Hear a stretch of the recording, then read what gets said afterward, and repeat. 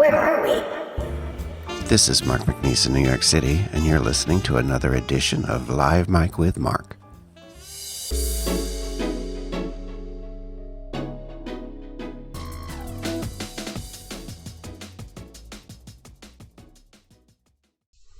Hey everybody, we're back with Mark and Rick together again. It's been a couple months, huh, Rick? It has. Man, you're counting. I don't. It seems like yesterday, but yes, it's been a long time. Yeah, it's been a while. Took a break there, and of course now it's this is a Live Mic with Mark podcast, but we're going to be doing this every Sunday, just like we used to.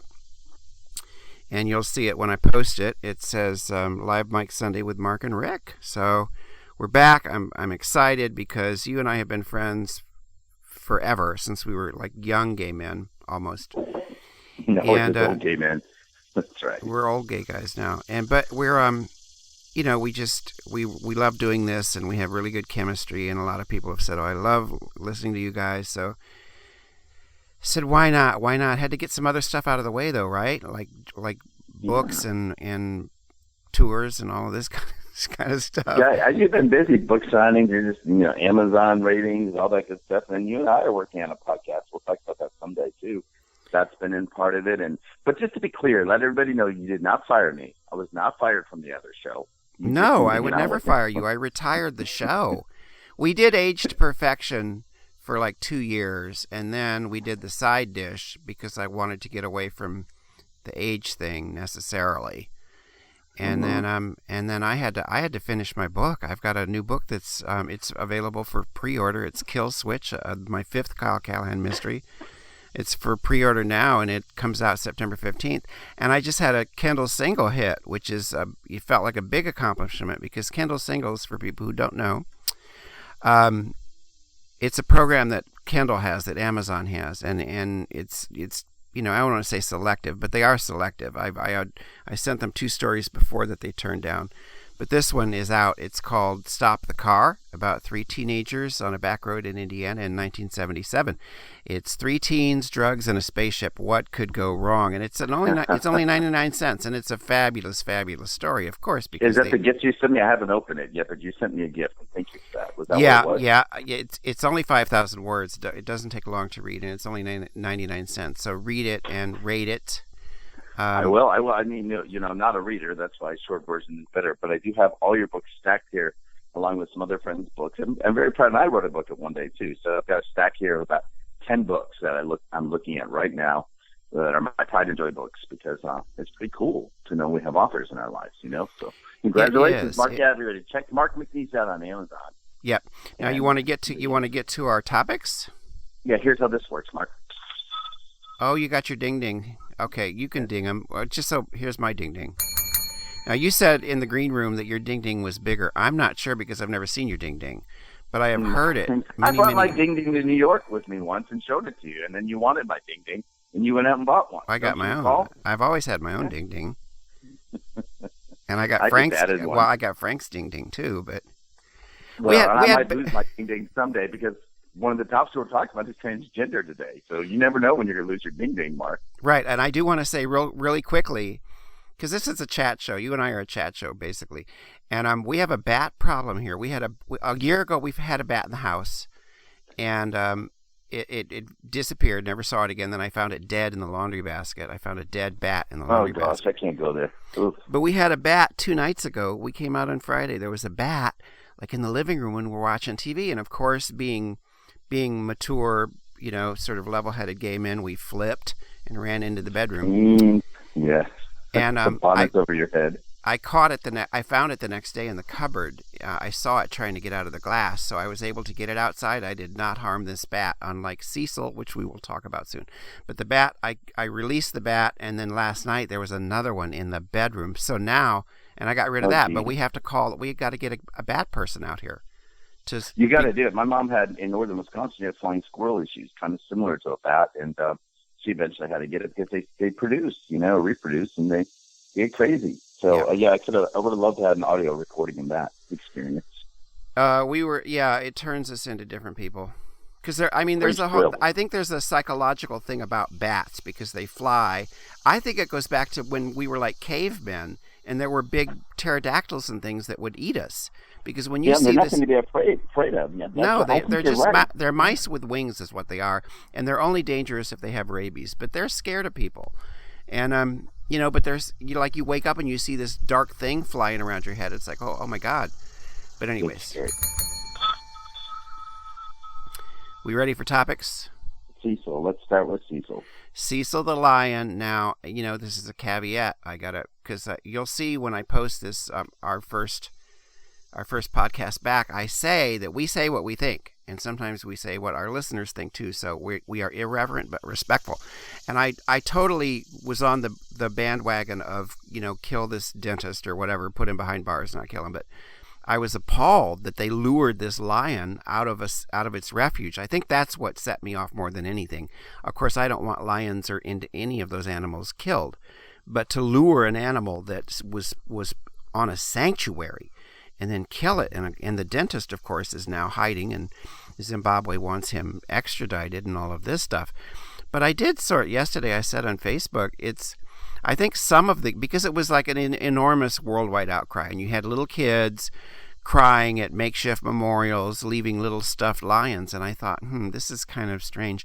And I think it's partly because his name is Cecil. If this lion was named, some Swahili name or Muhammad or something like that, I don't think you would have quite the phenomenon that we have, I guess what I would say. And the other thing I was going to say too is that I was reading the next day after it first blew up, and they were talking about Zimbabwe as a country and saying the unemployment rate is 80%. And there are people there who they just barely subsist, literally. So for them, this was a very first world problem. And that just struck a chord with me. I think it's wrong that the lion was killed. I think poachers should be held accountable and all of this stuff. But it was one of those moments, like when we read about white privilege or cisgender privilege, I realize that, that millions of people flipping out about this lion, there's an element of privilege to that, like first world privilege, where this is a big deal that this cute Cecil lion was killed. But if you're living in Zimbabwe or Nigeria and shit, and your children are starving to death, that's a different, what I'm saying? It puts it in perspective. No, it's an interesting twist, but there's so many angles to all of it. And then of course the whole news that Jericho the brother was shot and Jericho's still alive. And my thing about it is very interesting. Someone had made a comment, of course, on Facebook. Someone who I respect greatly, who was elected in the fight for marriage equality here in Louisiana. We should just fight beyond that. Oh my God, it sounds like Cecil roaring. What was that noise? Airplanes. Did you hear it? I'm outside, by the way. Planes. Oh, that's cool. I thought Cecil was, weighing in on this. But anyway, she was making a comment that, we are the only species, or the only mammal, if you will, or species really, that hunts for trophy, and that's been an issue of mine. I have no issue, Mark, you and I have talked about this before, with my brother hunting, my niece hunting. I hate to see the kill, but they eat the meat. And the reality in this situation is even a cat may present a mouse as a trophy, as I've experienced recently when I was raising these cats that I didn't really want to raise. Got to learn about that species, but they will eventually eat that animal. I mean, it's all play for them. And that was kind of the weird thing for me, is to think of that. And the other comment she made was interesting when they were talking about the Jericho thing, that the brother is now raising the babies. They said that when you kill an alpha male and the new breeding starts to happen with the beta male, like a less dominant male, the species has an ability to eventually fade out. Did you know that?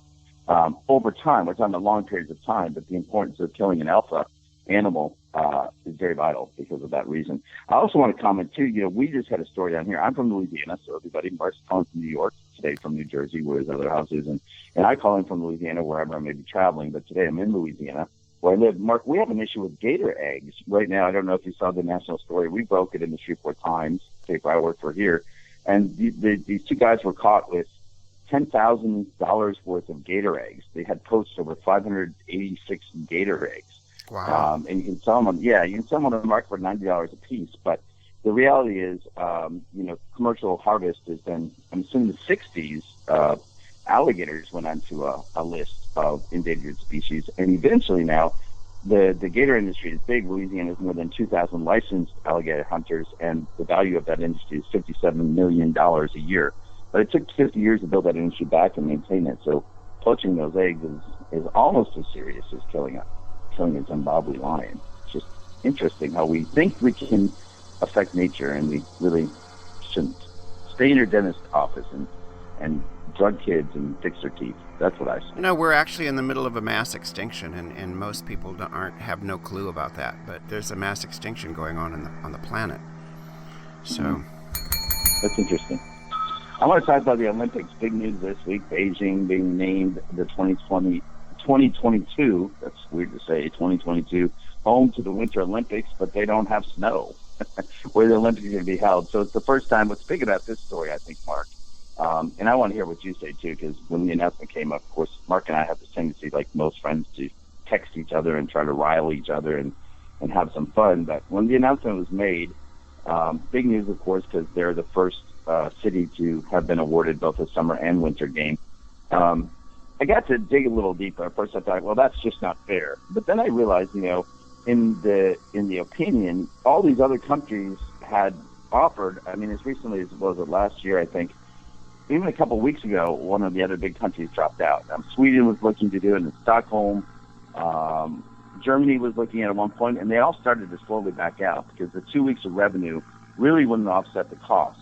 And then a friend was saying, well, the reason China was really, it was really kind of the last dog was, what was the other country, Kazakhstan or whatever, some other country. They said that it was picked probably because they had the workforce to maintain the work involved, including making the snow that has to go on the mountain, as I referred to earlier. There really is no snow there.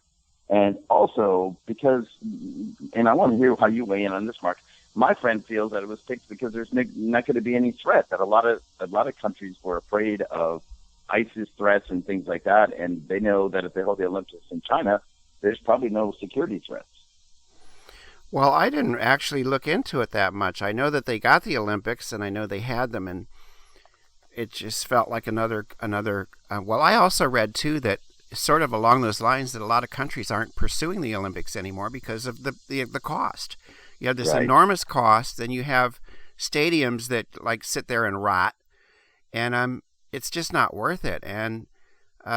And so you're going to have more countries like Russia and like China, these sort of dictatorial, communist, oppressive regimes hosting the Olympics. And then by then, I think it's time to stop going, to just it's really time to rethink the whole, this whole attitude we have about the Olympics and how amazing they are. I read one thing where he said they should just put it in a permanent country, like find a permanent country to do these Olympics. And that's interesting. And stop this. Yeah. But to me, I didn't. I had a huge problem with the Sochi Olympics because Russia is a fucked up country led by a horrible man, and I'm not fond of it being in China. I didn't watch the Sochi Olympics, and subsequently, all of their crackdown on gay people was so violent and awful that I hope everybody who watched them felt a twinge of guilt. I doubt it. But I'm not watching I'm past the Olympics. I've been over them for a long time, so. That's interesting, and you are right about the buildings. So they did say that at least one good thing is, remember, in the Beijing Summer Games, they built all those buildings which they can reuse. I just find it interesting, also that on the sad part, they do have to build a new Olympic Village, and it's going to be built right next to an existing nature reserve. So they break their own rules in so many ways, and actually it's also like California.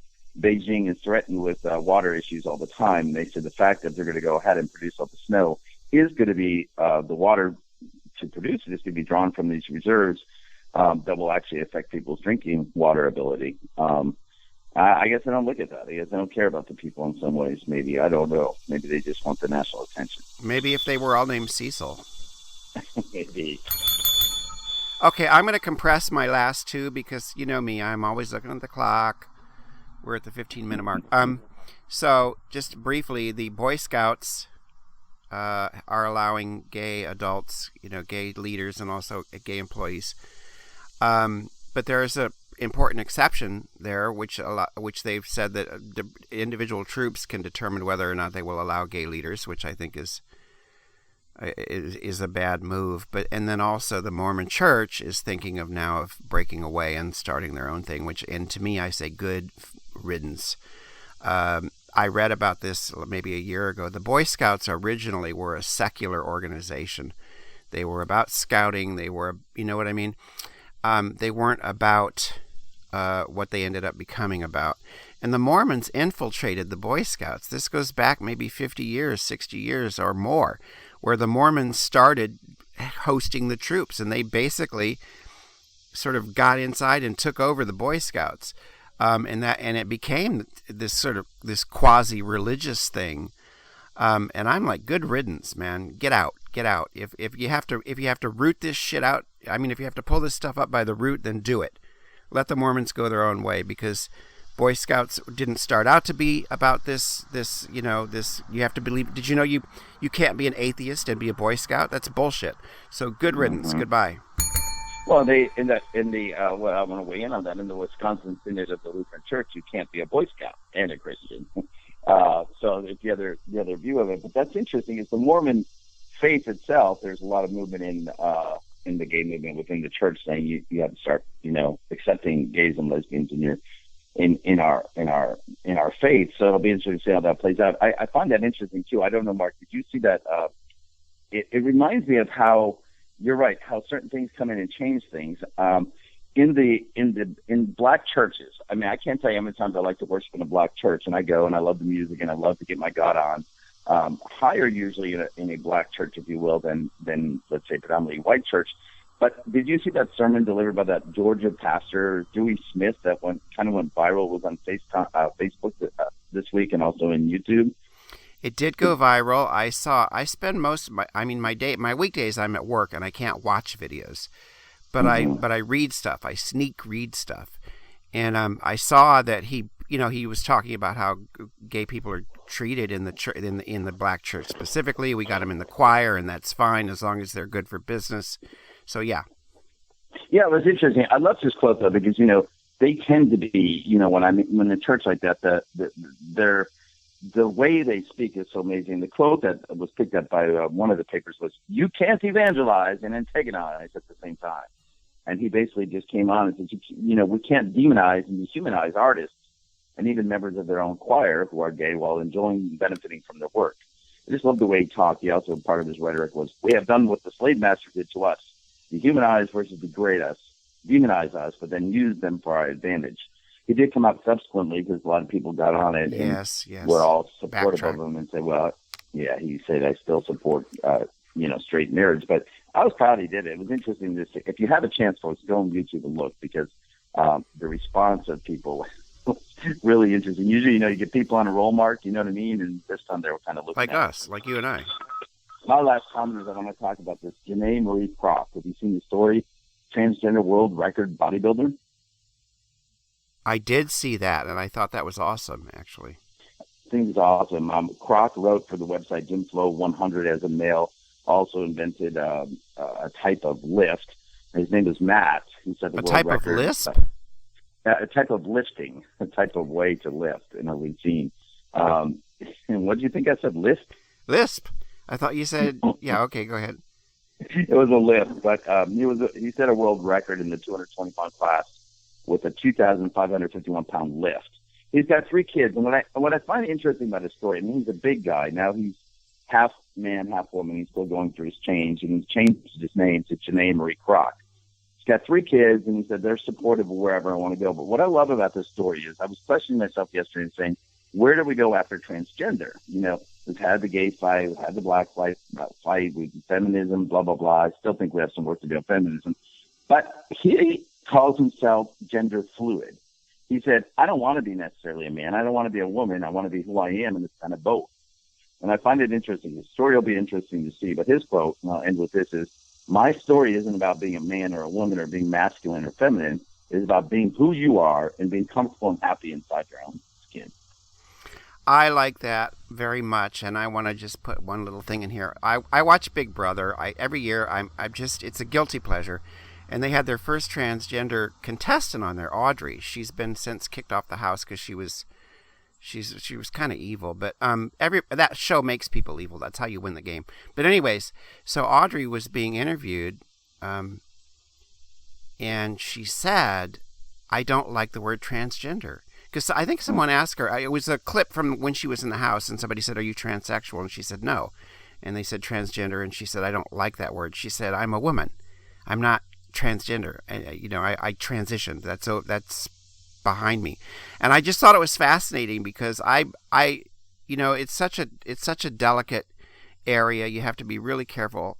But I've always thought if I were a trans woman, I think at some point I would just say I'm a woman. I wouldn't want to be identified for the rest of my life as trans because I don't know. Anyways, I liked what Audrey had to say. It was a really interesting perspective, and I know she's not alone in that. So I just want to close with something, just because we haven't talked since the marriage equality, since the Supreme Court ruling.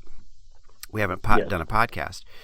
We talk every day almost. But anyways, like a lot of people pointed out when that happened, now we can finally move on to some housing issues, senior issues, non-discrimination in employment issues. There are so many issues that were put way on the back burner for years while marriage equality became the equality movement's raison d'etre. And that does not have to be the case anymore. And I know a lot of people are relieved. It's like, okay, let's talk about the fact that you can get married on Sunday and fired on Monday. Let's talk about this stuff. So we do have a lot of work to do. I agree. And I think that there was a reason for it. We've talked about it in our former podcast. We had to get this point of equality that we can begin to have those equal, same page conversations. And that inspires me. There's a whole other thing we'll take off record, but someone wanted to do a story at the paper recent. Mark, I'm just going to throw this up there as a follow-up to people who were married since the ruling. And I was like, why are you going to follow up? We don't follow up on straight marriages. I don't understand that, but you gave me insight to bring back to this friend of mine who's writing the story and say, hey, no, now you need to make your story about, hey, we've won this victory. We're all equal. I'm a she, he's a he. We can get married to whoever. Now we need to deal with these real issues. So you've inspired me to get her to really put the focus where it needs to be. Thank you. Perfect. Rick, it's been great being back on podcasting with you. Live Mic Sunday with Mark and Rick. Don't miss one.